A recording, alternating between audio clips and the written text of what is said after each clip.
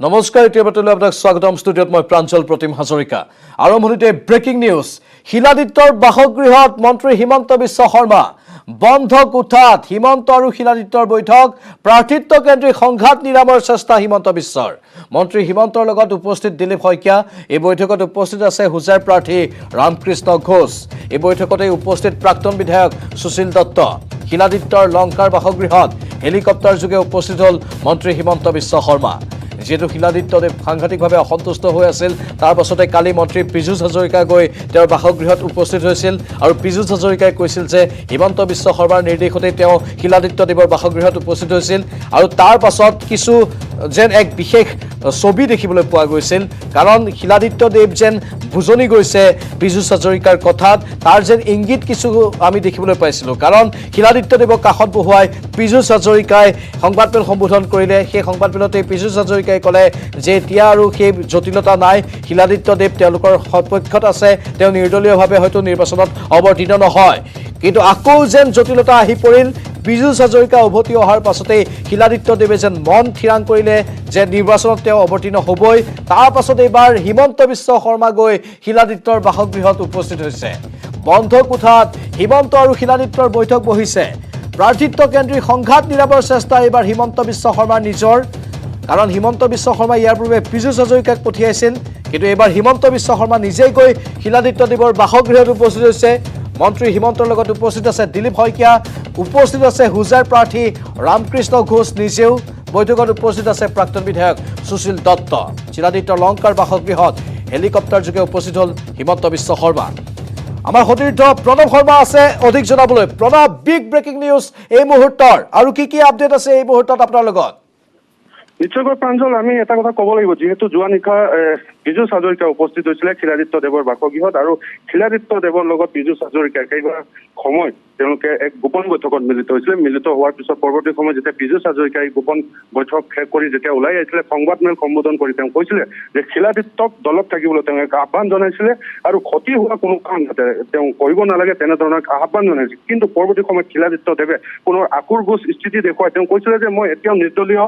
প্ৰতিদ্বন্দ্বিতা কৰিবলৈ সাজু আছো আৰু সমান্তৰালভাৱে মোৰ সিদ্ধান্ত এতিয়াও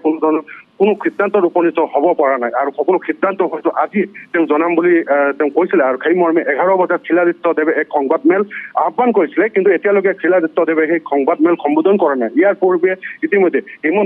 হিমন্ত বিশ্ব শৰ্মা দিলীপ শইকীয়া শিবু মিশ্ৰ আদি কৰি হোজাই সমষ্টিত যিগৰাকী বিজেপিৰ প্ৰাৰ্থী আছে ৰামকৃষ্ণ ঘোষ একেলগে আহি ইতিমধ্যে শিলাদিত্যক উজনি দিবলৈ শিলাদিত্যৰ যি জোৰাপুখুৰী স্থিত বাসগৃহ আছে সেই বাসগৃহত তেওঁলোক আহি উপস্থিত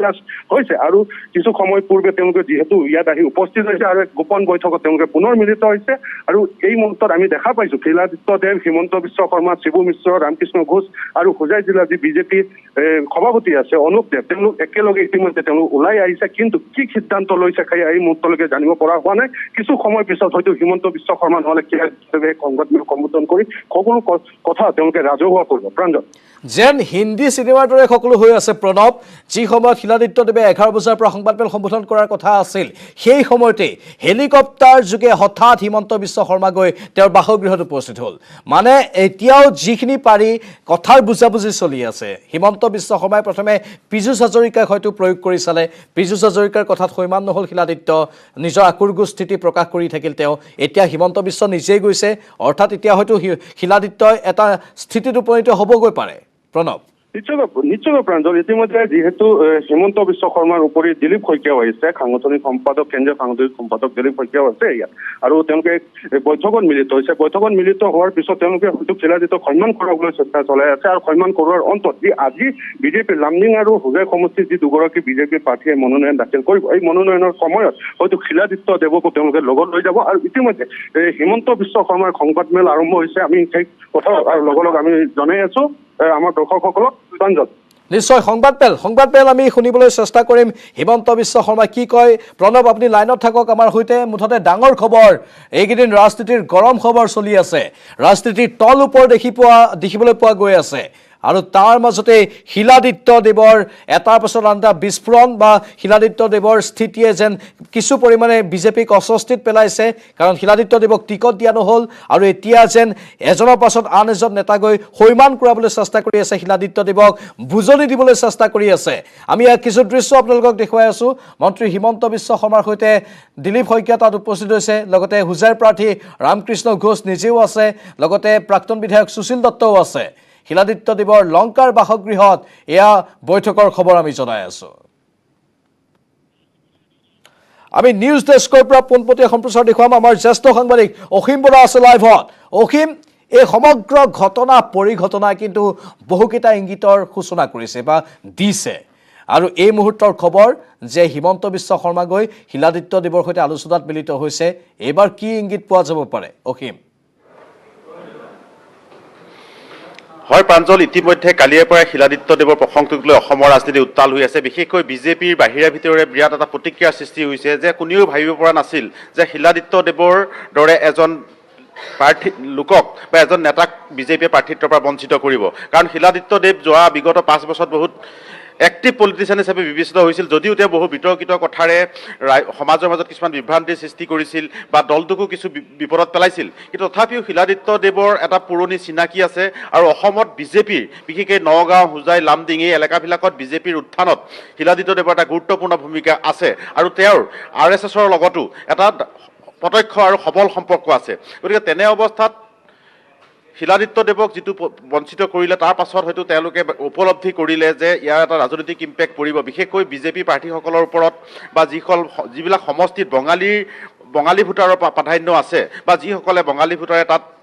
নিৰ্ণায়ক ভূমিকা গ্ৰহণ কৰিব সেই সমষ্টিসমূহত শিলাদিত্য দেৱৰ এটা ভূমিকা আছে আৰু তেওঁৰ সেই সাংগঠনিক ৰূপ দিয়াত তেওঁ গুৰুত্বপূৰ্ণ ভূমিকা গ্ৰহণ কৰি আহিছিল কিন্তু যেতিয়া তেওঁৰ প্ৰাৰ্থিত্ব বাতিল কৰা হ'ল ৰামকৃষ্ণ ঘোষক যেতিয়া প্ৰাৰ্থিত্ব দিয়া হ'ল আৰু লগে লগে শিলাদিত্য দেৱে বিজেপি ত্যাগ কৰাৰ কথা ঘোষণা কৰিছে ইতিমধ্যে সেই সম্পৰ্কে আমি আৰু বিশেষ ক'ব নোখোজোঁ কিন্তু তেওঁৰ বিজেপি ত্যাগ আৰু কেইবাটা সমষ্টিত প্ৰাৰ্থিত্ব দিব বুলি কৰা ঘোষণাৰ পিছত স্বাভাৱিকতে বিজেপিৰ ভিতৰ চৰাত এটা আলোড়নৰ সৃষ্টি হয় আৰু ততাতৈয়াকে পীযুষ হাজৰিকা কালি উপস্থিত হৈছিল তেওঁ তাৰপিছত কিছু নৰম স্থিতি লৈছিল যদিও হয়তো নিশাটোৰ ভিতৰতে হয়তো তেওঁ কিছু মনৰ পৰিৱৰ্তন হ'ল যি কাৰণে আকৌ আজি সংবাদমেলৰ আয়োজন কৰিবলৈ তেওঁ বাধ্য হৈছিল আৰু এই সংবাদমেলৰ খবৰ পায়েই ততাতৈয়াকে হিমন্ত বিশ্ব শৰ্মা তেওঁৰ ঘৰত উপস্থিত হৈছে লগত সাধাৰণ সম্পাদক গৈছে প্ৰাঞ্জল এটা কথা ঠিক এই মিটিঙত নিশ্চয় শিলাদিত্য দেৱক হিমন্ত বিশ্ব বা তেওঁৰ দিলীপ শইকীয়া তেওঁলোকে হয়তো কিছুমান প্ৰস্তাৱ দিব যে নিৰ্বাচনৰ পিছত যদি চৰকাৰ আহে তেওঁক কিছুমান হয়তো সা সুবিধা প্ৰদান কৰিব পাৰে তেওঁক সাংসদ হোৱাৰ প্ৰস্তাৱ দিব পাৰে তেওঁক অধ্যক্ষ এনেকুৱা ধৰণৰ বহুত চৰকাৰী পদবী আছে দিয়াৰ প্ৰস্তাৱ দিব পাৰে কিন্তু এটা কথা ঠিক শিলাদিত্য দেৱে এইটো কথা কিমান তেওঁলোকৰ সেই প্ৰস্তাৱ গ্ৰহণ কৰে কাৰণ হিমন্ত বিশ্বৰ ঘনিষ্ঠ হৈ টিকট বঞ্চিত হ'ল পীযুষ হাজৰিকাৰ লগতো তেওঁ ভাল আছিল তাৰ পাছতো বা মুখ্যমন্ত্ৰীৰ লগতো তেওঁ বেয়া সম্পৰ্কত নাছিল তাৰ পাছতো যিহেতু তেওঁ টিকট বঞ্চিত হ'ল গতিকে এই কথাটোত তেওঁক সন্মান কৰাত হিমন্ত বিশ্ব শৰ্মা কিমান সফল হ'ব বা হিমন্ত বিশ্ব শৰ্মাৰ কথা তেওঁ কিমান বিশ্বাসত লয় সেই তাৰ ওপৰতহে সকলো কথা নিৰ্ভৰ কৰিব প্ৰাঞ্জল অসীম এতিয়া যেন ভাৰতীয় জনতা পাৰ্টীয়ে মৰ্মে এটা কথা উপলব্ধি কৰিছে যে শিলাদিত্য দেৱৰ দৰে একাংশ নেতাক তেওঁলোকে টিকটৰ পৰা বঞ্চিত কৰি নিজৰ হাতৰ কুঠাৰ যেন ভৰিত মাৰিছে সেইটোৱেই যেন তেওঁলোকৰ বডি লেংগুৱেজত আমি দেখিবলৈ পাই আছো নহ'লে এনেধৰণে এজনৰ পাছত আন এজন নেতা শিলাদিত্য দেৱৰ কাষত ধপলিয়াই নগ'লেহেঁতেন অসীম হয় প্ৰাঞ্জল এটা কথা চবেই স্বীকাৰ কৰিব লাগিব যে যিসকল পুৰণা বিজেপি আজি শিলচৰ দিলীপ পালকক আজি আমাৰ নগাঁও এনেকৈ হুজাই গোটেই এলেকাটোত শিলাদিত্য দেৱকক যিকণ সময়ত সেই এলেকাবিলাকত কংগ্ৰেছময় পৰিৱেশ বা অগপময় পৰিৱেশ বা AYDFময় পৰিৱেশ সেই সমষ্টিবিলাকত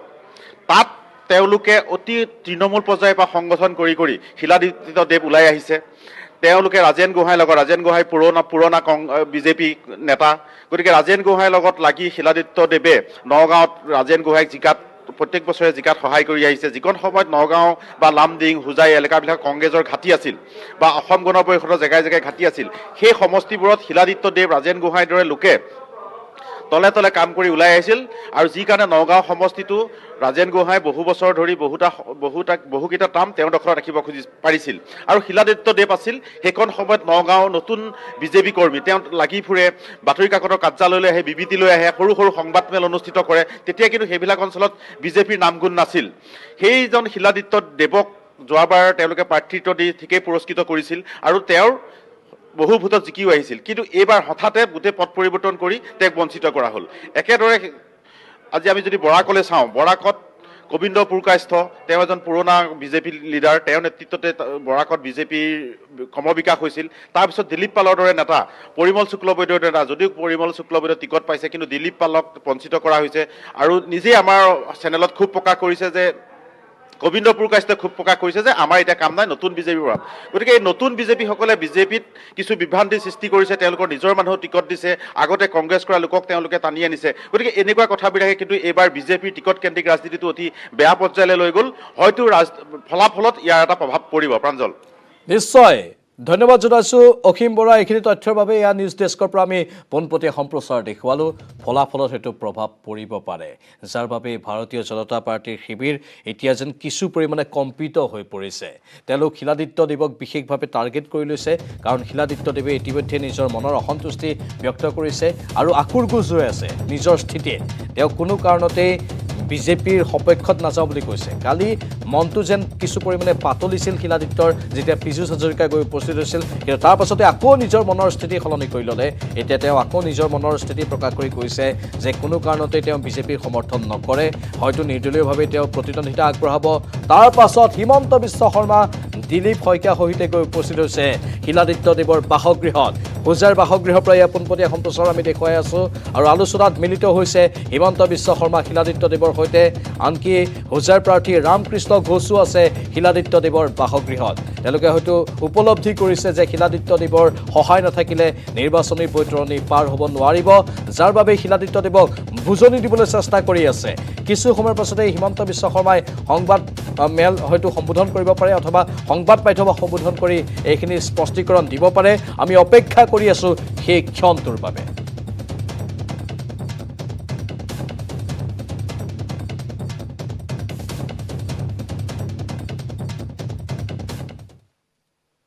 পুনৰ স্বাগতম। শিলাদিত্য দেৱৰ খবৰ আমি জনাই আছিলোঁ। শিলাদিত্য দেৱ আকুৰগোজ হৈ আছিল আৰু এতিয়া যেন কিছু আকৌ দৃশ্যপট সলনি হৈছে, কাৰণ হিমন্ত বিশ্ব শৰ্মা গৈ উপস্থিত হোৱাৰ পাছতেই সেই দৃশ্যপট সলনি হ'বলৈ ধৰিছে। শিলাদিত্য দেৱ বিজেপিত আছিল, বিজেপিত থাকিব। হোজাই আৰু লামডিং সমষ্টিত শিলাদিত্যই প্ৰচাৰ চলাব, নিৰ্বাচনী প্ৰচাৰ চলোৱাৰ দায়িত্বত থাকিব শিলাদিত্য দেৱ। শিলাদিত্যৰ বাসগৃহত এই মন্তব্য হিমন্ত বিশ্ব শৰ্মাৰ। শিলাদিত্য দেৱক বঞ্চিত কৰা হোৱা নাই। জ্যেষ্ঠ কাৰ্যকৰ্তা ৰামকৃষ্ণ ঘোষক টিকট দিয়া হৈছে, কিন্তু শিলাদিত্য দেৱক বঞ্চিত কৰা হোৱা নাই বুলিও উল্লেখ কৰিছে মন্ত্ৰী হিমন্ত বিশ্ব শৰ্মাই। আৰু হিমন্ত বিশ্ব শৰ্মাই কৈছে যে শিলাদিত্য দেৱ বিজেপিত আছিল আৰু বিজেপিতে থাকিব। হোজাই আৰু লামডিং সমষ্টিত শিলাদিত্যই প্ৰচাৰ চলাব, নিৰ্বাচনী প্ৰচাৰ চলোৱাৰ দায়িত্বত থাকিব শিলাদিত্য দেৱ। শিলাদিত্যৰ বাসগৃহত এই মন্তব্য কৰিছে হিমন্ত বিশ্ব শৰ্মাই, আৰু তেওঁ স্পষ্ট কৰি দিছে যে শিলাদিত্য দেৱক বঞ্চিত কৰা হোৱা নাই।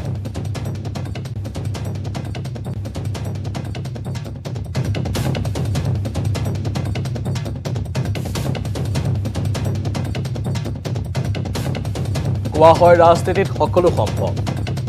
অসম্ভৱকো সম্ভৱ কৰে একাংশ নেতাই, আৰু হিমন্ত বিশ্ব শৰ্মাই যেন তাকেই প্ৰমাণ কৰি দিছে শিলাদিত্য দেৱৰ বাসগৃহত উপস্থিত হৈ।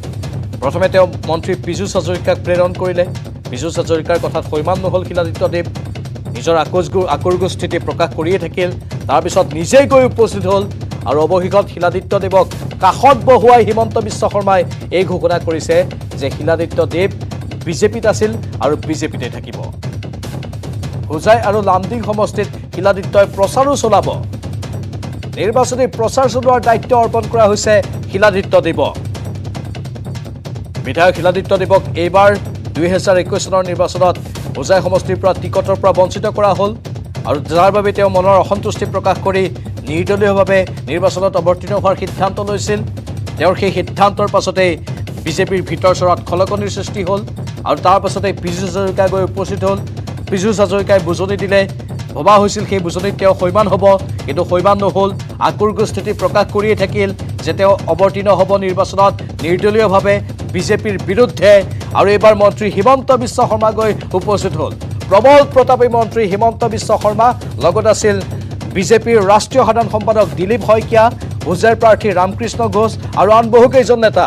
তেওঁলোক গৈ উপস্থিত হোৱাৰ পাছতেই আকৌ নিজৰ মত সলনি কৰিছে শিলাদিত্যদেৱে তাৰে ইংগিত পোৱা গৈছে তেওঁলোকে অৱশ্যে শিলাদিত্যই সেই কথা কোৱা নাই হিমন্ত বিশ্ব শৰ্মাই কৈছে শিলাদিত্যদেৱৰ হয় যে শিলাদিত্যদেৱ বিজেপিত আছিল বিজেপিত থাকিব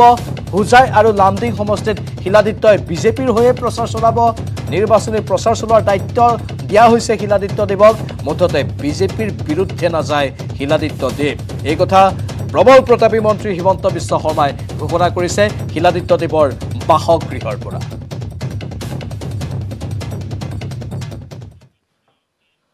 আমি কিছু সময়ৰ পাছতে হিমন্ত বিশ্ব শৰ্মাৰ সেই মন্তব্য আপোনালোকক শুনাম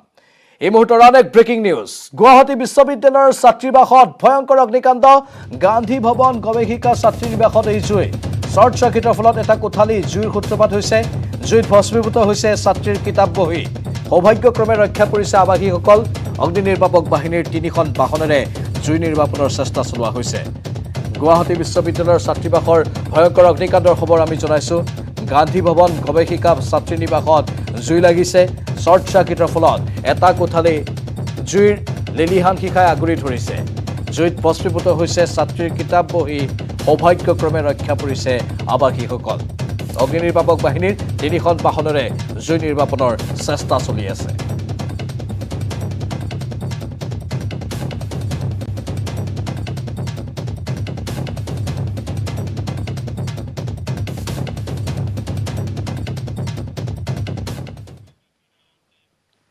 আজি মনোনয়ন পত্ৰ দাখিল কৰিব পীযুষ হাজৰিকাই মনোনয়ন দাখিলৰ পূৰ্বে দেওশাল শিৱ মন্দিৰত পূজা অৰ্চনা পৰিয়ালসহ পীযুষ হাজৰিকাৰ জাগিৰোড সমষ্টিৰ বিজেপি দলৰ প্ৰাৰ্থী পীযুষ হাজৰিকা পত্নী আইনী বৰুৱা পুত্ৰ বীৰ হাজৰিকা আৰু কন্যা জিগুক লগত লৈ দেওশাল শিৱথানত আশীষ ল'লে পীযুষ হাজৰিকাই আজি মৰিগাঁৱত মনোনয়ন দিব পীযুষ হাজৰিকাই আৰু তেওঁক ৰাজ্যৰ মুখ্যমন্ত্ৰী সৰ্বানন্দ সোণোৱালে সংগ দিয়াৰ কথা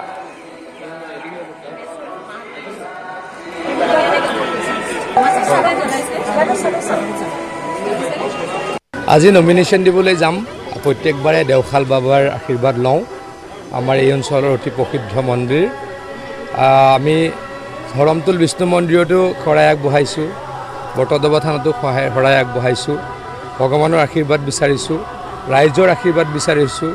যাতে ৰাইজৰ আশীৰ্বাদত আকৌ দলে যিহেতু প্ৰাৰ্থিত্ব দিছে নিৰ্বাচনত জয়লাভ কৰোঁ আৰু ৰাইজক সেৱা কৰাৰ কাৰণে যাতে সুবিধা পাওঁ আজি সপৰিয়ালে ইয়ালৈ আহিছোঁ ভগৱানৰ লগতে ৰাইজৰ আশীষ ল'বলৈ আৰু আপোনালোক সকলোৰে সহযোগিতা বিচাৰিছোঁ আহিব লগা সময়ত মোৰ স্বামীয়ে যি সপোন দেখিছে সকলোৱে লগ হৈ যাতে একেলগে সম্পূৰ্ণ কৰিব পাৰে কৰিছে পীযুষ হাজৰিকাই ভগৱানৰ আশীষ ল'লে আশীষ লৈ তেওঁ মনোনয়ন পত্ৰ দাখিলৰ বাবে আগবঢ়াৰ কথা ঘোষণা কৰিছে আমাৰ সতীৰ্থ নীলোৎ পল আছে লাইভত অধিক জনাব নীলোৎ পলে আমি দেখুৱাইছোঁ বৰ্তমান বিশাল ৰেলীয়ে মনোনয়ন পত্ৰ দাখিল কৰিবলৈ আগবাঢ়ি আহিছে মন্ত্ৰী পীযুষ হাজৰিকা আৰু আমি দেখুৱাই আছোঁ বৰ্তমান যথেষ্ট সমৰ্থকৰ সৈতে বৰ্তমান মন্ত্ৰী পীযুষ হাজৰিকা আহিছে মনোনয়ন পত্ৰ দাখিল কৰিবলৈ কি ক'ব দাদা যথেষ্ট সমৰ্থক যথেষ্ট উল্লাস কি ক'ব দাদা চাওক এয়া ৰাইজ জাগিৰোডবাসীৰ মৰম জাগিৰোডবাসীৰ আশীৰ্বাদ স্বতঃস্ফূৰ্তভাৱে মানুহ ওলাই আহিছে নিজে নিজে মানুহ ওলাই আহিছে গতিকে মই আকৌ কৈছোঁ আশীৰ্বাদ বুলি লৈছোঁ ৰাইজৰ প্ৰত্যাশা পূৰণত হয়তো ক'ৰবাত কিছু সফলতা লাভ কৰিছোঁ কাৰণ 5 বছৰ যিহেতু বিধায়ক হিচাপে আছিলোঁ কিন্তু আৰু কৰিব লগা আছে ৰাইজৰ আশীৰ্বাদ লৈ আৰু কাম কৰিম অসমৰ কাৰণে কাম কৰিম মাননীয় মুখ্যমন্ত্ৰী ডাঙৰীয়াই আশীৰ্বাদ দিবলৈ আহিছে মই তেখেতক ধন্যবাদ জ্ঞাপন কৰিছোঁ আমি আইমী বৰুৱা আছে তেওঁৰ পৰা জানিবলৈ চেষ্টা কৰিম যিহেতু তেওঁ আহিছে মনোনয়ন পত্ৰ দাখিল কৰিবলৈ সংগ দিছে মই আপোনাৰ পৰা জানিবলৈ চেষ্টা কৰিম কি ক'ব আচলতে মানুহৰ যিখিনি মৰম সঁচাকৈ কোনোবা সময়ত আৱেগিক হৈ পৰোঁ আৰু খুব বেছি ভাল লাগিছে যে এনেধৰণে সমৰ্থন কৰিবলৈ ওলাই আহিছে আৰু অত্যন্ত সুখী ধন্যবাদ নিশ্চয় মই দেখুৱাইছোঁ বৰ্তমান পীযুষ হাজৰিকা পুত্ৰ দেখুৱাইছোঁ তেওঁ বৰ্তমান আহিছে আৰু তেওঁ বৰ্তমান মনোনয়ন পত্ৰ দাখিল কৰিবলৈ আহিছে দাদা মই আপোনাৰ পৰা জানিব চেষ্টা কৰিম হিমন্ত বিশ্ব শৰ্মাৰ লগত দেখা গ'ল পুত্ৰক আজি আপোনাৰ লগত দেখা গৈছে আপোনাৰ পুত্ৰ আছে আগফালে কি ক'ব মই ৰাজনীতি আদিবাদ শিকাইছে নেকি নাই তেনেকুৱা একেবাৰে নহয় মইতো বিচাৰোঁ মোৰ ল'ৰাই ৰাজনীতিলৈ নাহক কিন্তু ল'ৰা ছোৱালীৰ মৰমটো আৰু পিতৃ মাতৃয়ে কৰিবই গতিকে মই আহিলে সিহঁতিও আহিব খোজে গতিকে মই আহিলে সিহঁতিও আহিব খোজে কথাটো সিমানেই নিশ্চয় নিশ্চয় মই ধন্যবাদ জনাইছোঁ আৰু দেখুৱাইছোঁ বৰ্তমান কেনেকুৱা লাগিছে দেউতা জিকিব মই দেখুৱাইছোঁ বৰ্তমান এয়া উশাহ ৰেলী আগবাঢ়ি আহিছে আৰু তেওঁৰ পুত্ৰ পুত্ৰ পত্নীৰ সৈতে আগবাঢ়ি আহিছে মন্ত্ৰী পীযুষ হাজৰিকা। আৰু আমি দেখুৱাই আছো মৰিগাঁৱত আহি পেলাই উপস্থিত হৈছে সেই বিশাল সমৰ্থকৰ সৈতে পীযুষ হাজৰিকা আহি পেলাই উপস্থিত হৈছে। ধন্যবাদ দিলীপ পল। এয়া মনোনয়ন দাখিল কৰিবলৈ আগবাঢ়িছে পীযুষ হাজৰিকা। আমি এনেধৰণে পোনপটীয়া সম্প্ৰচাৰ দেখুৱাই থাকিম। কিছু সময়ৰ পাছতে মুখ্যমন্ত্ৰী সৰ্বানন্দ সোণোৱালে তেওঁ সংগ দিব। বৃহৎ সংখ্যক সমৰ্থকক লগত লৈ আগবাঢ়িছে মনোনয়ন পত্ৰ দাখিল কৰিবলৈ।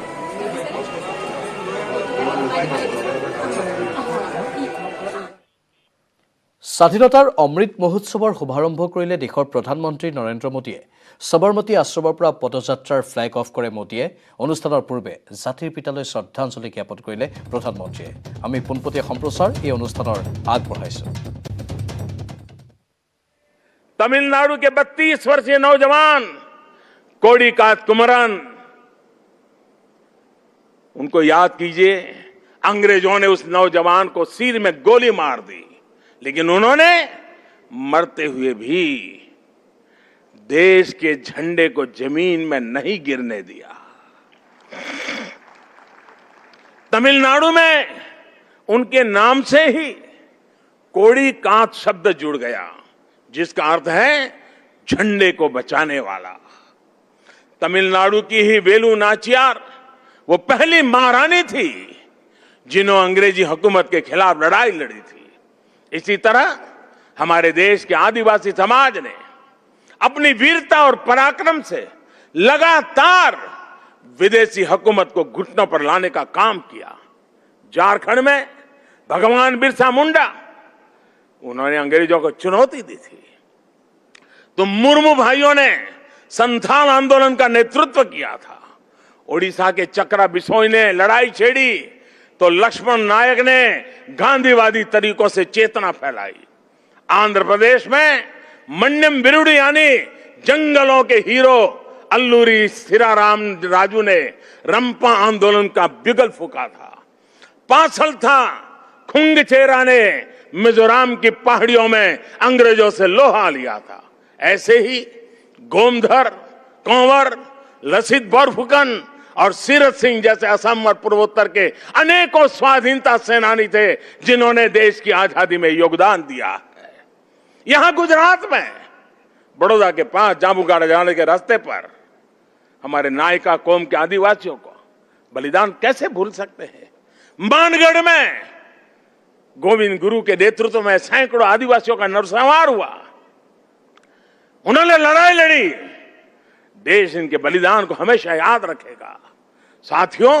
मां भारती के ऐसे ही वीर सपूतों का इतिहास देश के कोने कोने में, गांव गांव में है। देश इतिहास के इस गौरव को सहेजने के लिए पिछले 6 सालों से सजग प्रयास कर रहा है। हर राज्य, हर क्षेत्र में इस दिशा में प्रयास किया जा रहा है। दांडी यात्रा से जुड़े स्थल का पुनरुद्धार देश ने 2 साल पहले ही पूरा किया था। मुझे खुद इस अवसर पर दांडी जाने का सौभाग्य मिला था। अंडमान में जहां नेताजी सुभाष बोस ने देश की पहली आजाद सरकार बनाकर तिरंगा फहराया था, देश ने उस विस्मृत इतिहास को भी भव्य आकार दिया है। अंडमान निकोबार के द्वीपों को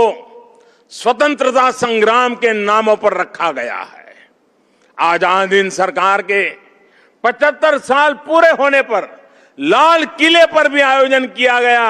तिरंगा फहराया गया और नेताजी सुभाष बाबू को श्रद्धांजलि दी गई। गुजरात में सरदार वल्लभ भाई पटेल की विश्व की सबसे ऊंची प्रतिमा उनके अमर गौरव को पूरी दुनिया तक पहुंचा रही है। जलियांवाला बाग में स्मारक हो या फिर पाइका आंदोलन की स्मृति में स्मारक, सभी पर काम हुआ। बाबा साहब आंबेडकर से जुड़े जो 7 दशकों से भूले बिसरे पड़े थे, उनका भी विकास देश ने पंचतीर्थ के रूप में किया है। इन सबके साथ ही देश ने आदिवासी स्वाधीनता सेनानियों के इतिहास को देश तक पहुंचाने के लिए, आने वाली पीढ़ियों के लिए पहुंचाने के लिए हमारे आदिवासियों के संघर्ष की कथाओं को जोड़ता हुआ देश में म्यूजियम बनाने का एक प्रयास शुरू किया है। साथियों, आजादी के आंदोलन के इतिहास की तरह ही आजादी के बाद के 75 वर्ष की यात्रा सामान्य भारतीयों के परिश्रम, इनोवेशन, उद्यमशीलता का प्रतिबिंब है।